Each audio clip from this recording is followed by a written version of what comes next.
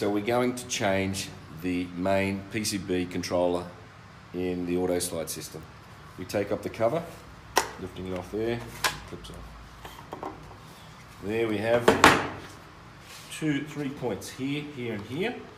So we leave that one in there, we pull it out there and there, and it comes out. Then turn it around, we remove all the plugs gently.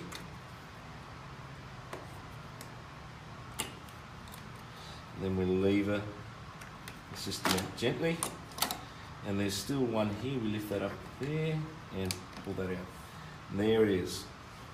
Now imagine this is a new board. We then are going to replace it with a new board. We then plug this one back in here.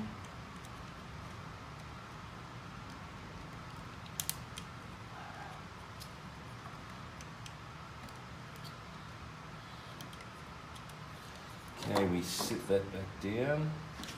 We sit it back in its seat and push it back in there so it's sitting in nice and neat. We then put all the cables back in. The large plug will obviously go into the large plug there. Our main power board goes directly on top. And then we have, if it's a lock, you will have 2 cables here, which they have to be sit, as you can see, like that.